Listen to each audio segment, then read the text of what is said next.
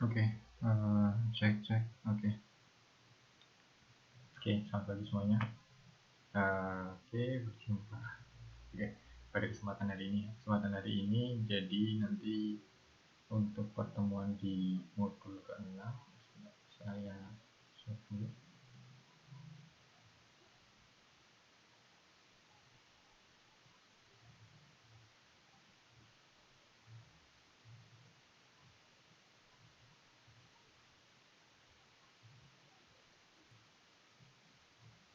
Oke, ya, ini di pertemuan untuk modul ke-6 nanti kita akan membahas beberapa hal. Yang pertama nanti pengenalan RESTful API, terus kemudian ada Node Package Manager atau NPM ya, dan terakhir nanti kita juga akan coba praktek dengan menggunakan Bootstrap. Ini menurut saya materi yang cukup penting ya, jadi nanti barangkali bisa menjadi wawasan baru juga teman-teman untuk di topik pemrograman website. Oke, nanti beberapa topiknya lumayan ya, mulai dari API, ada NPM dan juga Bootstrap tadi.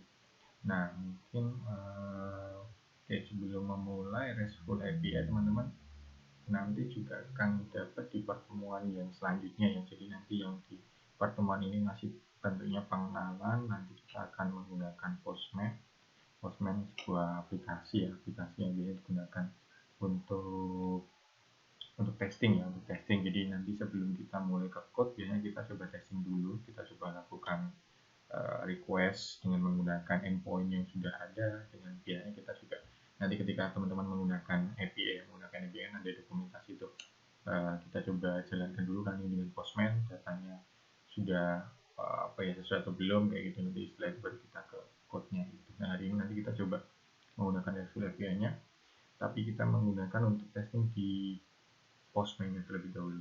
Ini itu sebagai pengenalan API, teman-teman sepertinya nanti akan lebih sering ya, apalagi keuntungan menggunakan API juga ada banyak banget. Salah satunya barangkali teman-teman ketika nanti misal pengen develop sebuah sistem, sebuah project yang itu banyak platform gitu ya, ada yang versi web base-nya, ada versi mobile-nya, nanti entah itu mau pakai Android, iOS, terus web base-nya nanti juga ada macam-macam kayak gitu. Nah, untuk komunikasi data transfer data itu dengan menggunakan API itu akan lebih mudah kayak gitu. Dan biasanya kita komunikasi menggunakan datanya dalam bentuk JSON.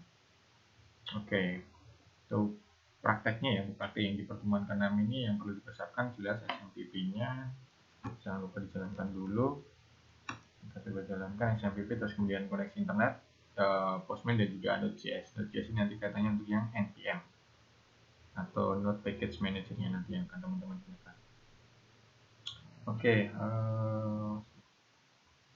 ini untuk SMPP-nya ya. SMPP-nya sudah saya jalankan apa tidak MySQL, walaupun datanya nanti kita belum ada pertukaran data, tapi mungkin untuk lebih membiasakan diri gitu ya, nanti silahkan teman-teman juga selain running yang Apache servernya juga running untuk yang MySQL-nya kayak gitu. Oke, mungkin kita coba ini ya, untuk prakteknya pada bagian ini nanti teman-teman bisa baca ya. Kita nanti untuk praktek yang di minggu ini kita coba testing Postman-nya, minggu depan kita coba untuk CRUD ya, untuk aplikasi CRUD-nya, create, read, update dan delete dengan menggunakan API Mas Novian atau Pak Novian, Mas Novian buat ya, Pak Novian buat itu code berisi mengenai code API. Itu nanti teman-teman akan menggunakan ini sebagai testingnya gitu. Ini sepertinya juga teman-teman juga sudah dapat di ini materi untuk mobile-nya juga sudah dapat. Ini ya, bagian ini pertama yang dilakukan kegiatan ini. Oke, nanti silahkan dibaca. Nanti ada beberapa endpoint ya, endpoint yang akan teman-teman bisa gunakan. Oke, ini beberapa endpointnya untuk register nanti. Nah, untuk REST API sendiri teman-teman kan, karena komunikasi datanya kan kita menggunakan HTTP, kita menggunakan HTTP protokol. Terus kemudian nanti metode-metode yang biasanya digunakan, ini contohnya ada post, ada get, ada put, nanti ada juga put, kayak gitu, ada put, ada delete. Ini sebenarnya CRUD pada umumnya gitu ya, pada umumnya gitu. Ini endpointnya beberapa nanti teman-teman bisa gunakan. Kita nanti coba testing menggunakan Postman. Register, ini parameter yang dibutuhkan, ada class ID, register number, registration number, name, email, password, Ini untuk loginnya. Nah, REST API sendiri ada macam-macam ya. Nanti teman-teman juga ada public API. Public API itu juga ada banyak banget. Apa keuntungannya menggunakan public API? Salah satunya nanti ketika teman-teman coba membuat sebuah aplikasi, ya mungkin aplikasi untuk kepentingan pribadi, ingin coba testing aja kayak gitu kan, teman-teman kan bisa memanfaatkan public API gitu ya. Jadi teman-teman tidak perlu memusingkan backend-nya nanti seperti apa, komunikasi datanya kayak gitu ya, database-nya seperti apa, teman-teman tidak perlu memusingkan, teman-teman cukup membuat dari sisi front end-nya saja gitu. Jadi nanti datanya tinggal mengambil dari API atau dari public API yang disediakan kayak gitu bisa juga ya. Nah ini tapi nanti yang perlu diperhatikan ketika teman-teman menggunakan REST API ini adalah nanti di public di dokumentasinya ada gitu. Itu adalah autentikasinya gitu. Autentikasinya itu ada macam-macam. Ada yang dia nanti coba membuat token, ada yang nanti dia tanpa autentikasi. Jadi teman-teman cukup langsung menggunakan URL-nya ya, menggunakan URL untuk komunikasi data gitu bisa. Tapi nanti beberapa juga ada yang dia membutuhkan untuk melakukan register dulu, kemudian setelah register teman-teman akan memperoleh token API-nya gitu atau API key-nya itu nanti teman-teman bisa. Nah untuk yang di ini ya di pemrograman website ini nanti teman-teman juga akan coba dengan menggunakan namanya bearer token. Bearer token ini. Nanti untuk autentikasinya teman-teman butuh melakukan registrasi terlebih dahulu. Setelah registrasi teman-teman akan dapat tokennya dan nanti tokennya akan teman-teman simpan untuk digunakan di REST API ini kayak gitu ya. Ini registernya saya coba, oke kita coba jalankan, kita coba testing ya dengan menggunakan Postman. Oke, mungkin kita oke. Kalau untuk API sendiri teman-teman sebenarnya untuk analoginya bisa membayangkan mungkin teman-teman sudah pernah dengar gitu ya, analogi API itu teman-teman bisa bayangkan di restoran gitu ya. Di restoran itu kan ada waiters yang pelayan gitu ya, ada pelayan, terus kemudian ada menu restoran, juga ada dapur, ada kita kan datang ke restoran itu kan bisa kita anggap kita sebagai klien gitu ya, kita sebagai klien. Terus kemudian kalau dianalogikan waiters atau pelayannya itu adalah API-nya gitu, API yang nanti dia menghubungkan dari klien dan juga servernya itu adalah dapur backend-nya kayak gitu ya. Nah itu kalau misalkan menu sendiri itu bisa teman-teman analogikan sebagai sebuah REST API-nya. REST API-nya itu biasanya berisi menu-menunya apa aja, jadi terus itu kan bisa juga dianggap sebagai endpoint-nya itu apa aja gitu yang teman-teman nanti bisa gunakan untuk request data-datanya kayak gitu. Nah ketika teman-teman request nanti akan diteruskan dengan menggunakan API gitu ya, API-nya waitersnya akan ke dapur, terus kemudian datanya apa yang perlu diproduksi baru nanti akan diserahkan ke kita kayak gitu. Ini Postman-nya saya coba jalankan, sebenarnya agak lemot gitu.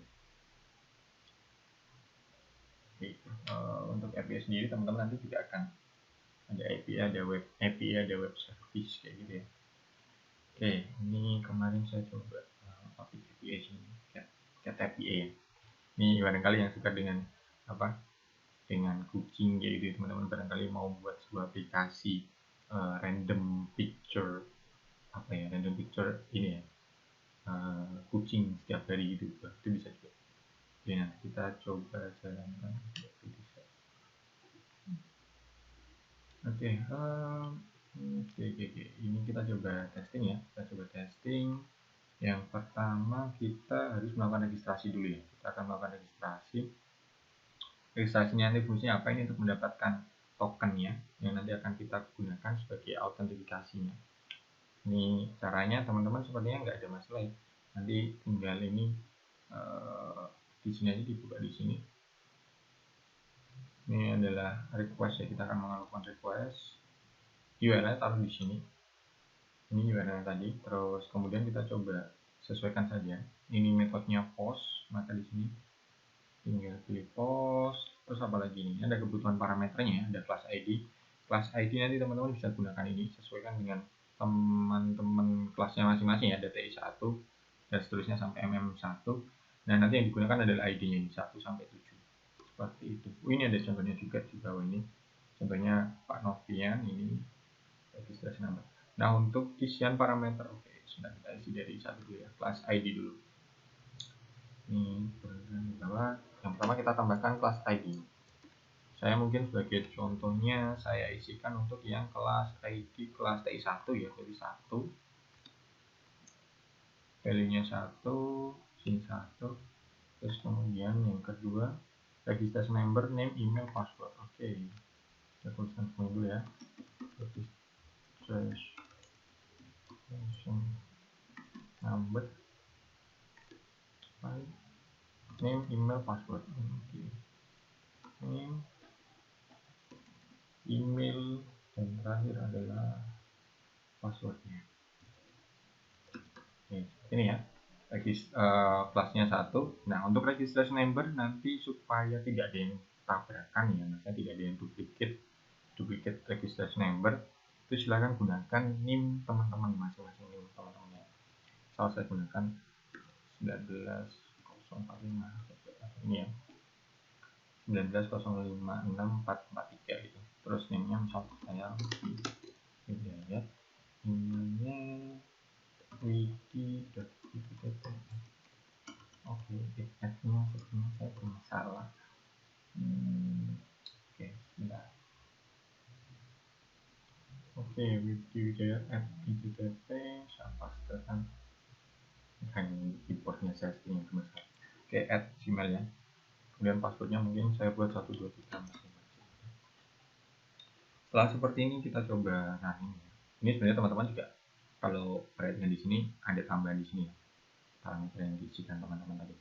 Kita send dan kita post sending request. Oke, insert successfully. Oke, nah terus coba cek ya. Oke, kita tahu ini insert successfully. Terus kemudian oke, saat ini kita coba lakukan login ya. Kita lakukan login untuk step yang selanjutnya. Nanti ini akan ini sepertinya tertekan.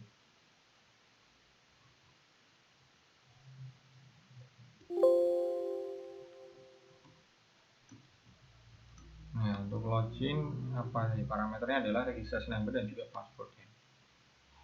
Nah, ini post juga sama, metodenya masih post registration number. Oke, cek pada registration number berapa. Dan juga 19.0 berapa tadi ya? 56 443.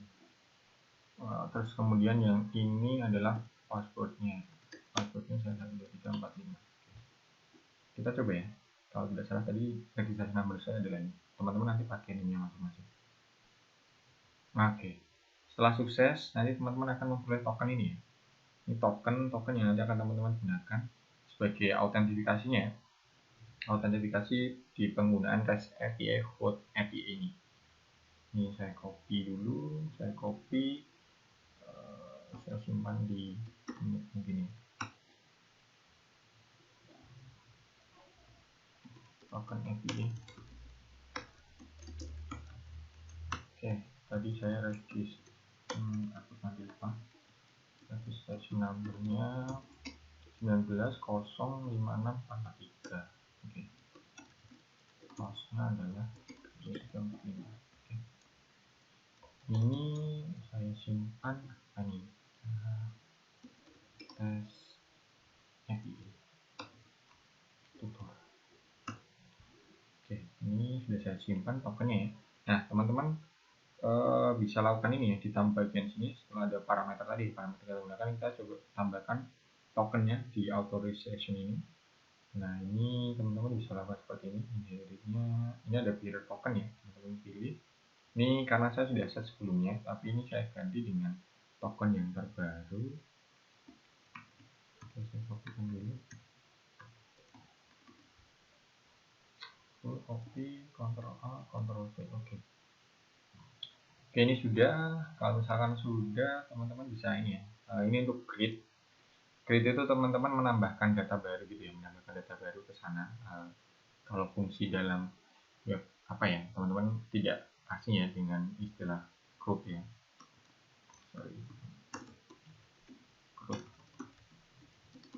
menggunakan dari create atau tadi itu ya, create menambahkan, terus ada read ini membaca data, ada update, dan juga ada delete. Ini adalah aksi atau fungsi-fungsi yang umum digunakan.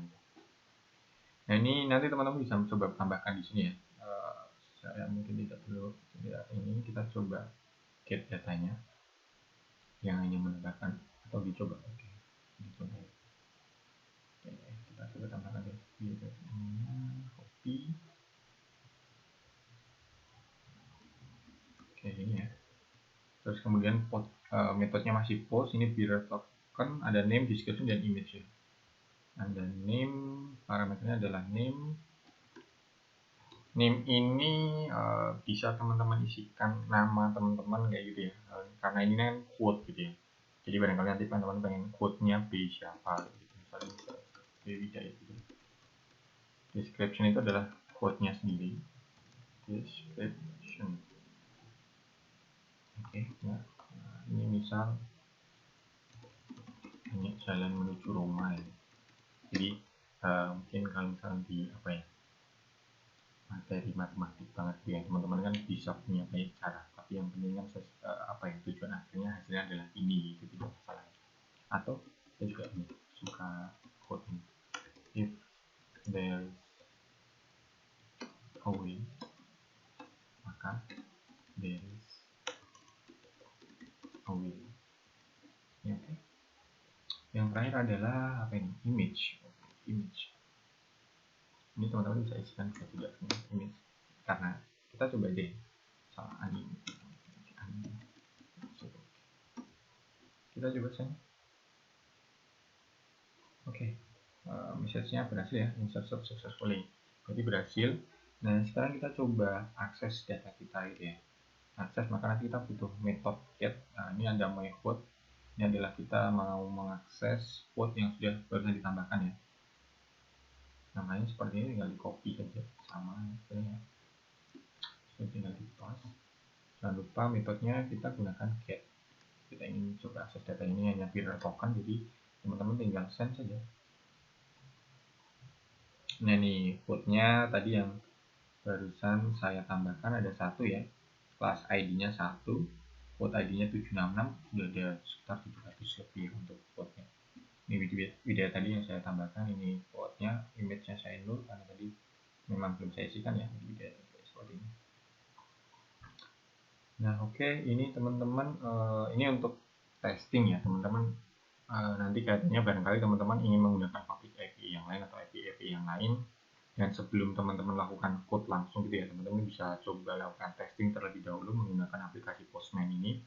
Postman tidak hanya di desktop ya, dia juga ada aplikasi di ininya, versi web base-nya juga ada. Silahkan nanti senyamannya teman-teman, tapi kalau teman-teman yang sudah install aplikasi Postman-nya di laptop ya, nanti bisa menggunakan yang versi desktopnya seperti ini. Nah, ini code-nya. Oke, kita coba endpoint yang lain. Kita coba yang ini ya, code berdasarkan kelas ya. Jadi nanti yang kelas saya ID 1 berarti nanti kelas yang TI 1 ya. Itu code-codenya apa saja yang sudah pernah ditambahkan. Tinggal seperti ini. Karena parameternya hanya, kita cek apa ini, parameternya bearer token saja, berarti ini tinggal di running saja. Oke, saya sending request. Nah ini ya, tadi yang saya tambahkan. Ini saya juga pernah nyoba yang sebelumnya. Lanjut terus. Oke. Terus ini ada Pak Novian, ada siapa lagi, Pak Novian. Oke, ini ada Mereta, ada juga Indra Wijaya, ini teman-teman ya. Dina, ada Dina juga, ini ada Alvan, Nortasha, Maulidia, Andini. Oke, ini adalah data teman-teman yang sudah pernah sudah pernah diisikan di sini. Karena ini kan API-nya kan teman-teman juga sudah ini ya, coba jalankan saat mata kuliah mobile. Oke, mungkin ini untuk testingnya ya, untuk login, create, my code, ini tadi data-datanya. Nanti teman-teman bisa coba praktekkan ini untuk dilihatnya.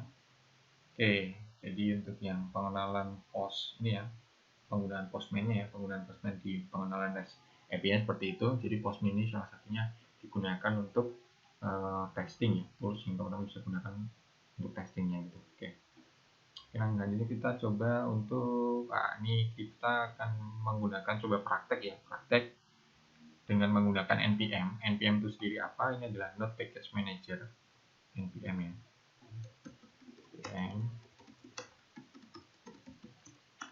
Node Package Manager. Nah, ini apa?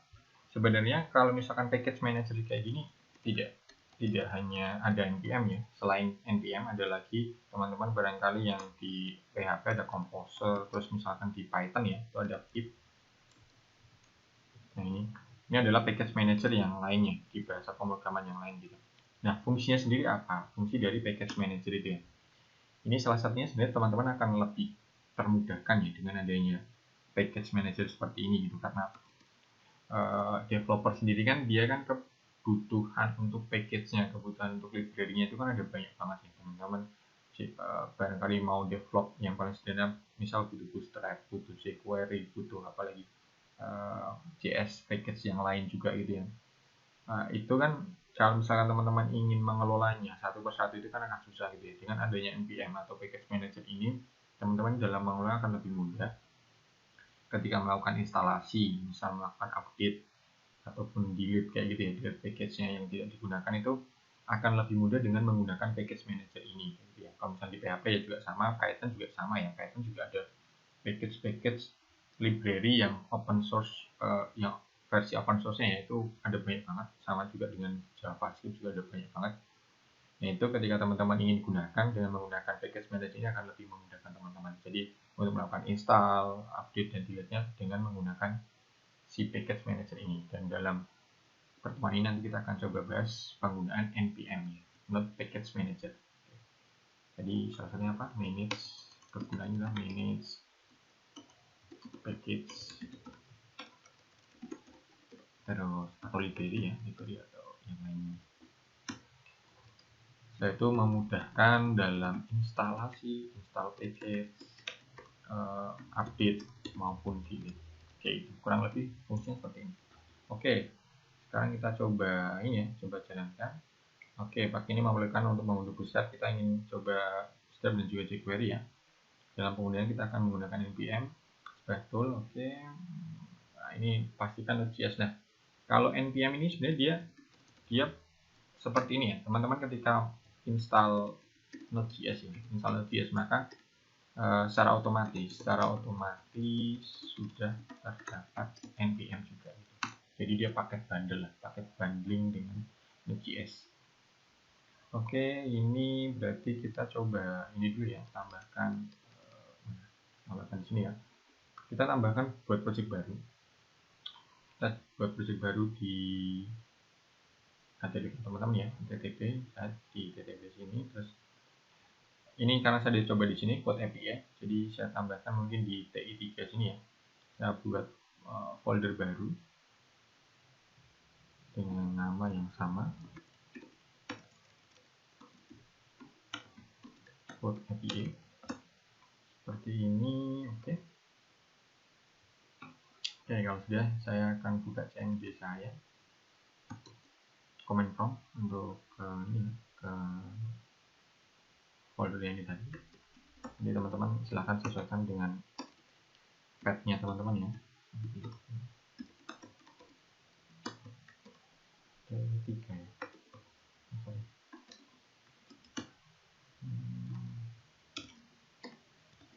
Oke, sampai sini ya. Sampai tahap sini untuk memulainya, teman-teman mungkin coba dicek dulu ya npm dan juga Node.js-nya.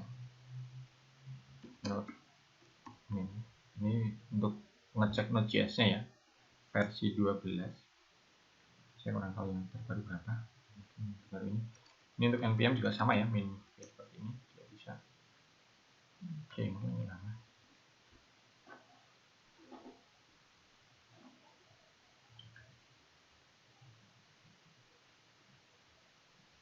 Oke, versi 6 ya, versi 6.14 untuk npm-nya.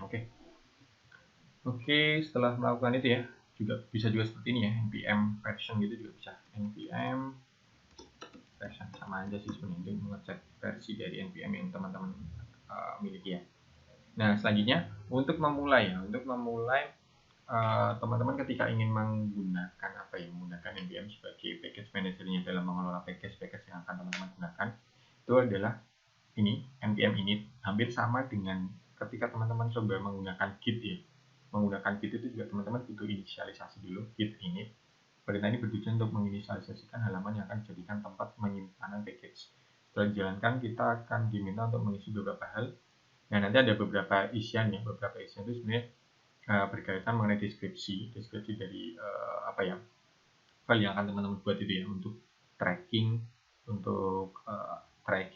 package-package yang nanti teman-teman akan install di projectnya teman-teman kayak gitu. Nah, untuk keperluan saat ini cukup nanti di enter saja dan terakhir di yes kayak gitu aja ya, sampai selesai. Nah, di portable akan terbentuk file package.json ini yang nanti akan sebagai menyimpan log gitu ya, menyimpan log dari package-package yang teman-teman gunakan. Oke, sekarang kita coba cek di foldernya tadi. Ada di sini ya, T3 Word API-nya masih kosong. Terus kita coba sesuaikan di sini perintahnya apa? Kita npm init. Tunggu sebentar. Oke, di enter saja nama package name-nya ya, Word API. Untuk sementara di enter saja versinya ini. Deskripsinya sebenarnya nanti menjelaskan ya, cuman ini di enter saja semuanya sampai terakhir. Oke, yes. Oke, setelah itu kita coba cek. Nah, di sini ada ya teman-teman ya. Teman-teman akan lihat package.json di sini. Kayak gitu ya. Ini isinya apa? Kita bisa coba buka ya. Ini kita coba buka. Kita coba buka text editornya ya. Ini saya karena sudah oke.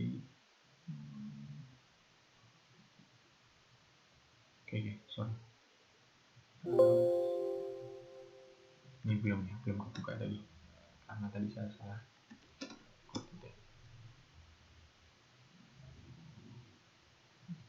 Visual Studio VS Code-nya ya. Saya coba buka di sini.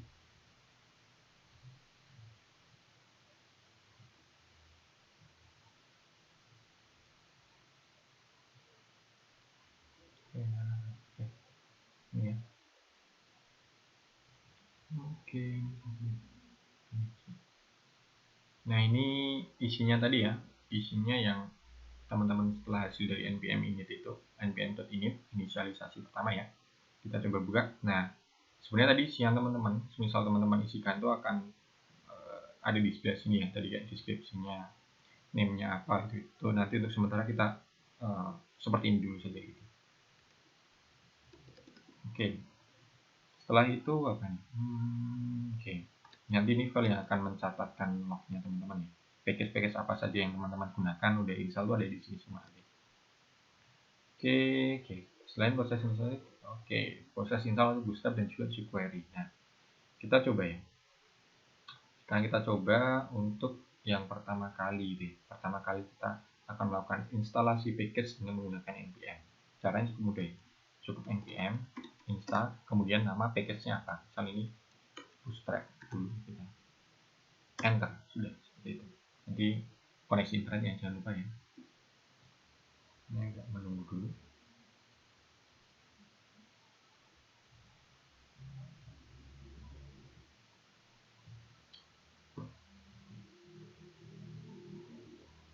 Oke, ini sedang mulai debut ya. Oke, sudah selesai. Kita coba cek. Ini package.json kita coba cek.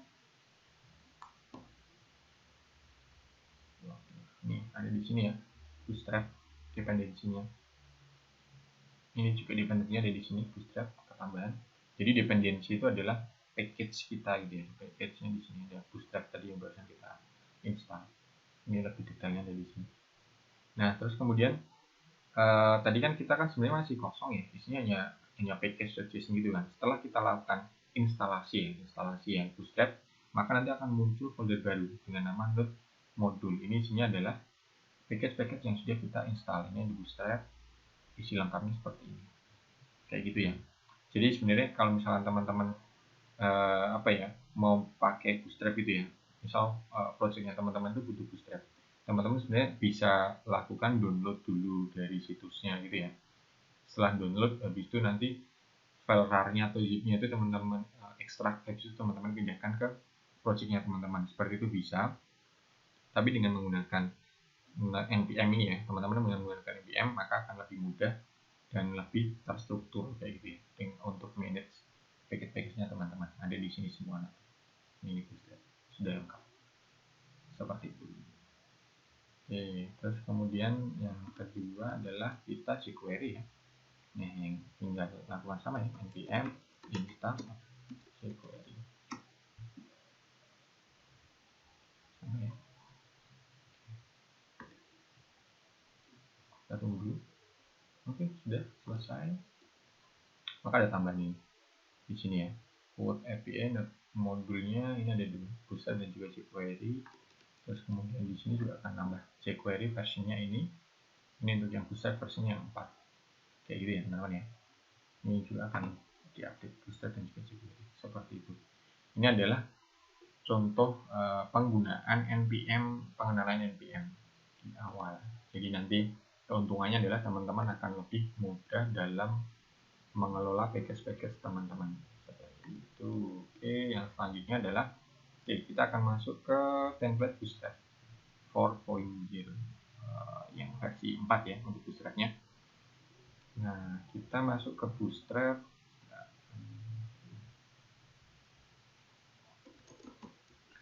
Bootstrap itu apa?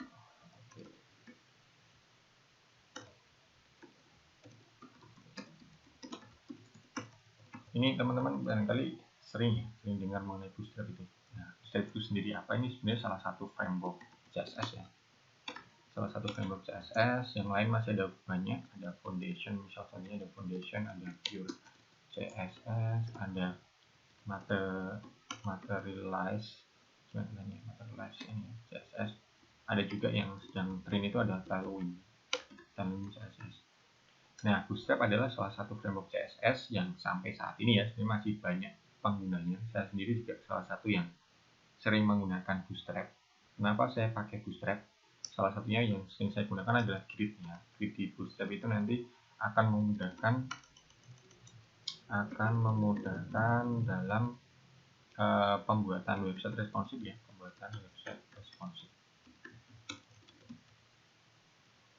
Jadi kalau dulu kan saya ingin buat website yang responsif dari tampilan mobile, tampilan tablet sampai ke tampilan desktop kayak gitu kan, maka saya harus mengurus semua CSS-nya gitu dari tampilan mobile sampai ke desktopnya gitu. Dengan bantuan Bootstrap, dengan ada grid-nya itu tadi, itu akan lebih memudahkan gitu. Teman-teman nanti akan coba belajar bagaimana penggunaan kelas-kelas di Bootstrap kayak gitu. Tapi untuk di pertemuan ini nanti kita tidak sedetail itu ya, nanti teman-teman bisa coba praktekkan sendiri, bisa coba cari tahu bagaimana teman-teman bisa memanfaatkan Bootstrap setidaknya untuk pengembangan website teman-teman kayak gitu ya. Untuk responsif, untuk kelas-kelasnya itu ada banyak, teman-teman sebenarnya kadang kita tidak perlu menambahkan CSS saja. Untuk penambahan CSS hanya untuk custom tertentu saja kayak gitu sih. Oke, ini penggunaan Bootstrap karena tadi kita sudah Bootstrapnya sudah ada di sini, maka yang selanjutnya sebenarnya kita bisa lakukan seperti ini. Mungkin kita tambahkan folder baru ya. Tambahkan folder baru dengan nama practice 6 pertemuannya. Nah, di dalam practice 6 ini kita tambahkan file baru index.html. Oke, seperti ini.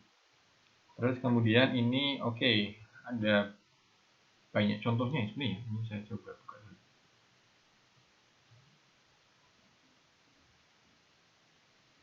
Ini tampilannya seperti ini. Contoh-contoh yang teman-teman barangkali nanti bisa coba pakai ya. Ini kayak starter template-nya, yang dari Bootstrap. Salah satu contohnya ada ini. Nah, kita nanti coba buat yang ini, album ini. kita akan buat tampilannya seperti ini, kayak gitu ya. Oke, menunya seperti ini. Nanti teman-teman bisa ikuti untuk code-nya sesuai code yang ada di sini.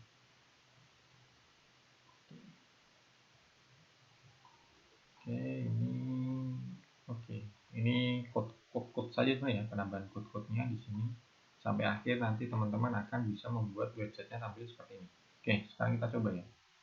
Sekarang kita coba code mulai dari yang pertama, jangan lupa doc type-nya. Terus kemudian saya buka ini ya. Ini saya taruh di monitor satunya supaya saya bisa melihat. Jadi di sini saya juga sudah melakukan code ya. Sudah melakukan code terlebih dahulu. Nah, untuk mempersingkat ya, kalau misalnya saya mau code satu-satu juga sepertinya akan lama. Kita coba cek di sini. Ini sampai sini. Teman-teman nanti bisa ikuti dari modulnya ini. Oke, yang pertama adalah seperti biasa ya, siapkan template yang dari awalnya, doc.html sampai HTML paling bawah. Isinya masih kosong, header kosong, link footernya juga kosong ya. Oke, saya coba tambahkan ya.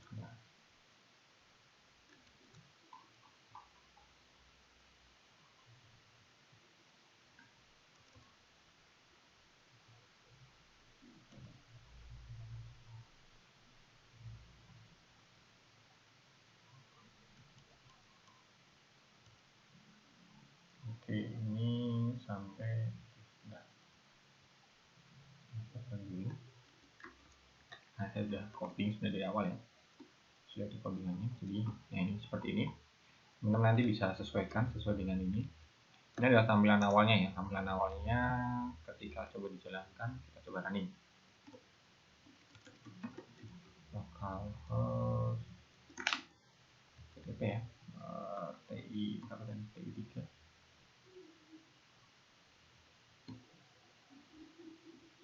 TI3 code API praktik 6 ya.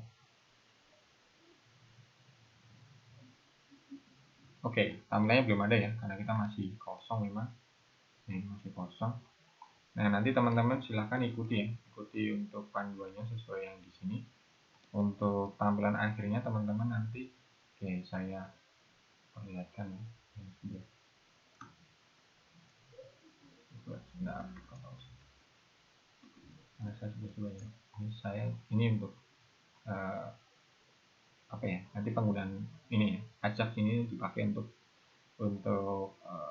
get FBA-nya tadi ya.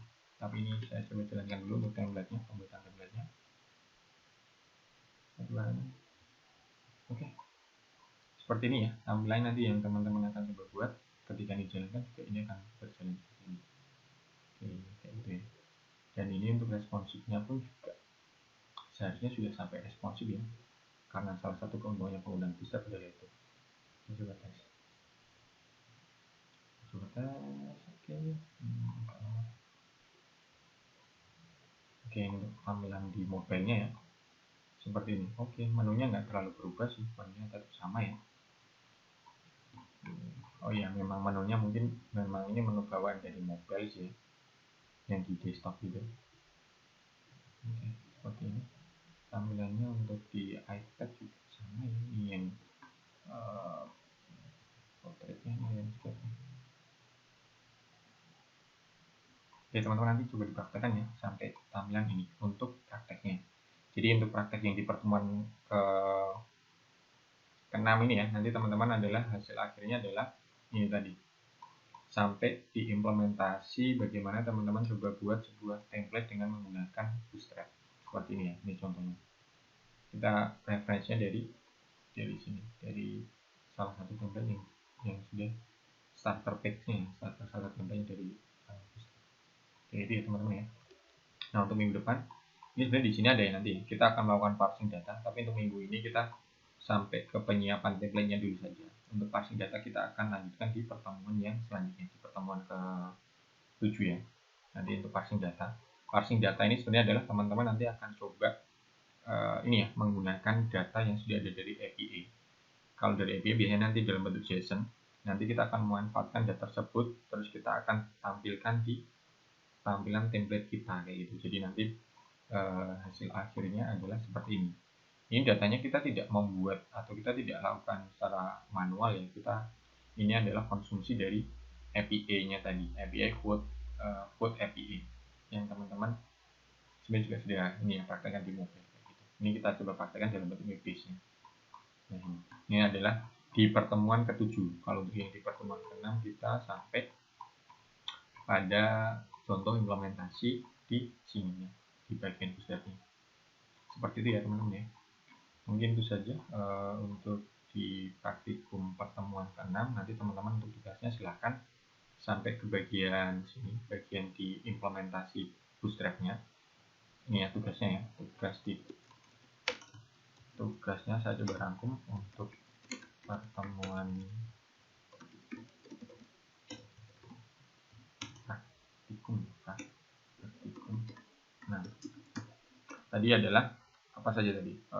Testing ya, testing dengan Postman, yaitu setelah itu adalah pengenalan penggunaan npm ya. Nanti untuk install Bootstrap dan jQuery. Terakhir adalah implementasi buat apa ini? Buat template ya, template dengan Bootstrap. Ini ya untuk tugasnya ya teman-teman ya, nanti ya bisa dipraktekkan. Setelah itu jangan lupa untuk di git push ke GitLab masing-masing dan juga di transfer ya, transfer atau push ke subdomainnya teman-teman yang sudah di set. Mungkin saja teman-teman, jangan lupa ini untuk tugasnya nanti seperti ini ya. Kita cek bagian terakhir adalah untuk tugasnya. Ini nama kita itu mungkin itu ya untuk keterangannya ini seperti ini. Nanti bisa dibicarakan lagi dengan dosen yang di kelasnya teman-teman. Mungkin itu saja untuk pertemuan hari ini. Terima kasih teman-teman, semoga memberi manfaat dan jangan lupa untuk selalu mencoba. Oke, dadah. Terima kasih semuanya.